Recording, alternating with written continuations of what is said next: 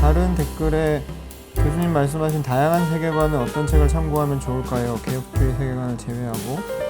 개혁주의 세계관은 이미 너무 익숙하고 접하기 쉬운데 그 외의 관점은 접하기가 어려운 것 같다. 몇 가지 책을 추천해 주실 수 있는지.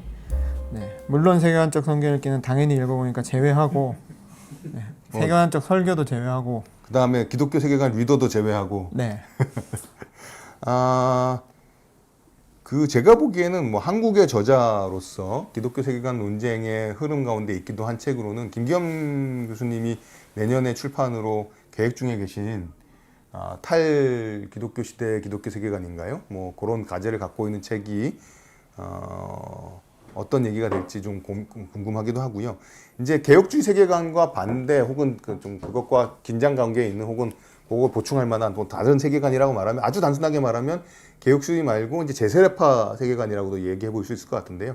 아까 말씀드렸던 것처럼 이원론이 문제냐, 혼합주의가 문제냐, 기독교적인 가치를 하는 게 변혁을 위한 것이 기독교적인 어떤 담론의 주단 방향이 되어야 되느냐, 기독교의 고유 가치를 공동체 안에서 이렇게 만들어내야 되는 게 중요한 가치냐, 라는 이제 질문을 던졌을 때 제세례파적 세계관을 이렇게 다루고 있는 그런 신학을 다루고 있는 책들이 의미가 있지 않을까 생각이 들고, 김기현 교수님의 책은 그런 문제의식을 분명히 다룰 거라는 기대를 좀 갖고 있는 것 같고요. 그런 면에서 이거 약간 진짜 다른 저자들이 있으면 좋겠습니다만 요더 책을 읽으라고 얘기할 수 있을까요? 제세례파 입장을 한다면 뭐 그렇겠지만 저는 오히려 그 포스트 모던 시대의 기독교 세계관이 우리는 여전히 진리를 말할 수 있는가? 그거요? 네. 그건 브라이언 와시하고 리처드 밀턴의 우리는 여전히 진리를 말할 수 있는가라는 책 하나하고, 그 다음에 그렇게 얘기하자면 누가 포스트 모더니즘을 두려워하는가라는 제임스 스미스의 책도 저는 뭐 개혁주의나 제세례파 이런 그 관계 말고 소위 이제 기독교 세계관 담론에서 포스트 모더니즘은 그야말로 극복하거나 혹은 정복해야 되거나 혹은 절대 타협할 수 없는 그런 반기독교적인 사조 세계관이라고 이해되는 게 대중적이었을 것 같기도 한데 그런 게 아니다라는 얘기를 조금이나마 좀 접할 수 있는 책은 아닐까라는 생각이 들어서 누가 포스트 모더니즘을 두려워하는가, 그 다음에 포스트 모던 제목이 포스트 모던 시대의 기독교 세계관이라고 부제를 갖고 있을 거예요. 리처드 미들턴하고 브라이언 와이시가 사실은 쓴 지 20년이 넘은 책이거든요. 이제 번역이 한 번 됐다가 또 최근에 다른 출판사에서 IBP에서 번역을 했는데 그 책도 의미 있는 작업이 될 수 있을 것 같기는 합니다. 그 다음에 뭐 제가 제세례파 세계관은 근데 흥미로운 작업이 될 것 같아서요. 오히려 이제 산상수훈에 관해서 말하고 있는 책들, 저기 두꺼운 책 하나 있었던 것 같은데 이 킹덤 에틱스라고 돼 있는 건가요? 킹덤 에틱스보다 저는 뭐 만약에 그런 맥락이면 스탠리 하워와스 책이 그렇죠, 맞습니다. 그것도 하나님의 나그네 된 백성. 그러니까 제세례파 월시나 미들턴은 여전히 ICS 출신. 그렇긴 하십니다, 맞습니다. 리폼드 그 전통. 네, 맞습니다. 맞습니다. 이야기 방식으로 바꾸어서 이제 얘기할 뿐이죠. 뿐이지. 사실상은 기본 틀은 동일한 틀. 맞습니다. 그러니까 뭐 개혁주의를 근데 이제 한국에서의 개혁주의 세계관이라는 게 워낙 이제 옛날식의 얘기에서 머물러 있는 경우들이 꽤 있는 것 같아서 브라이언 와이시하고 리처드 미들턴이 말씀해 주신 것처럼 전반적인 세계 신학 자존에서는 여전히 개혁주의적 입장이지만 그 체계를 읽었을 때 한국의 전통적인 개혁주의를 표방한다고 하는 분들에게는 충격적인 얘기들이 꽤 있더라는 거죠. 굳이 진리를 여전히 말할 수 있는가로 가지 않더라도 문화 변혁을 위한 그리스도의 비전의 책에 보면 어떤 얘기가 있냐 하면 예수님이 공중에서 오실 때에 두 사람이 밭에서 갈고 있을 때 한 사람은 공중으로 들림을 받고 한 사람은 버려둠을 당하고라는 본문이 있잖아요. 근데 그 책에서는 그거에서 공중으로 들림받는 사람이 쉽게 말해서 구원받는 사람이 아니라 땅에 남겨두는 사람이 구원받는 사람이라고 해석을 하거든요. 왜냐하면 변화되는 새하늘과 새 땅에서 살아갈 사람이라는 거고, 공중으로 들림받아서는 독수리가 모이는 곳에, 주검이 있는 곳으로 데려간다.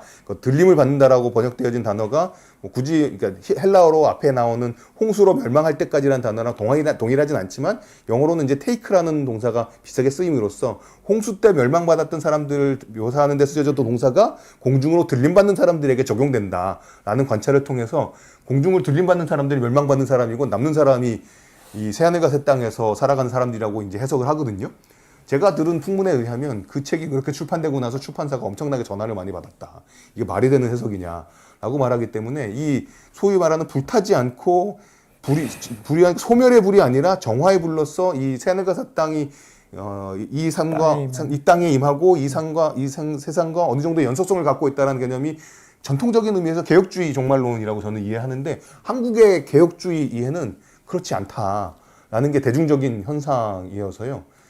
외국에 있는 게 한국에 들어오면 이렇게 뭔가 바뀐다 이런 얘기 있죠. 회귀교사 뭐 이런 거 있잖아요. 그런 것처럼 일반적인 상식적인 개혁주의 신학이라는 것이 한국에서는 정말 이렇게 독특하게 이해되어서 사람들에게 이렇게 아주 뿌리 깊게 박혀 있다라는 관찰들을 좀 하게 되는 것 같고요. 주셨던 우리나라는 세대주의 영향. 그렇죠, 맞습니다. 네. 그 개혁주의 신학 영향이 아니에요. 그렇죠. 그러니까 개혁주의 신학이라고 불리는데 사실은 세대주의 신학인 거죠. 세대주의 신학을 하는데 그 당사자들은 이게 개혁주의 신학이라고 생각하고 있는 게 한국 신학의 상황인 것 같고요. 그런 면에서 주셨던 문제 가운데 이 기독교 세계관이 생태나 이런 문제는 또 어떻게 도움이 되는가라고 말했을 때 기독교 세계관이라는 게 개혁주의 신학과 관련이 있다면 개혁주의 종말론은 이 생태라든지 동물이라든지 이런 것들을 긍정하고 고민하게 만드는 종말적 비전을 갖고 있는 신학이라고 생각을 하거든요. 그런 면에서 기독교 세계관이라는 이름으로 정말 제대로 된 개혁주의 신학이 얘기되는 것만으로도 생태에 대한 고민이라든지 이런 거에 기여하는 바가 있다라는 생각을 저는 좀 하게 되는 것 같습니다.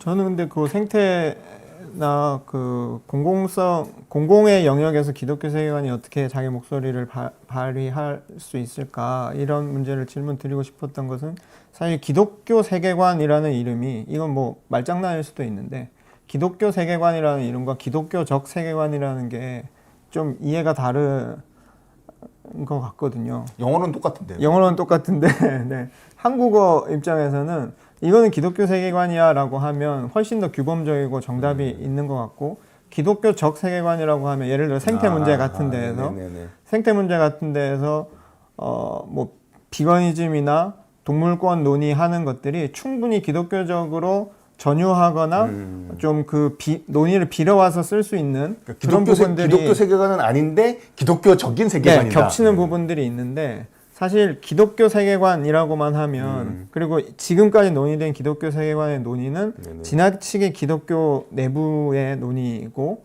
그 외의 것은 뭐 기독교적 세계관이라는 말을 할 수는 있겠지만 사실 그거를 중요하게 다루지 않았던 것 같거든요. 근데 제가 이해하는 그냥 설령 기독교 세계관이라 하더라도 제가 이해하는 기독교 세계관은 이게 이제 신앙을 갖고 있지 않는 분들에게는 다 모든 것을 신앙 안에 통틀어 버리는 제국주의적인 발상이다라고 비판할 여지가 있긴 하겠지만 신앙을 갖고 있는 입장에서는 사실은 세상에서 벌어지는 모든 일들은 뭐 성령의 사역이기도 하거든요. 그러니까 이게 뭐 제가 뭐 2차 문헌이긴 합니다만 뭐 아브라함 카이퍼의 공공신학과 성령이라는 반센데 비코트의 책 같은 걸 보게 되면 교회 밖에서 일하시는 성령에 관한 이야기를 하거든요.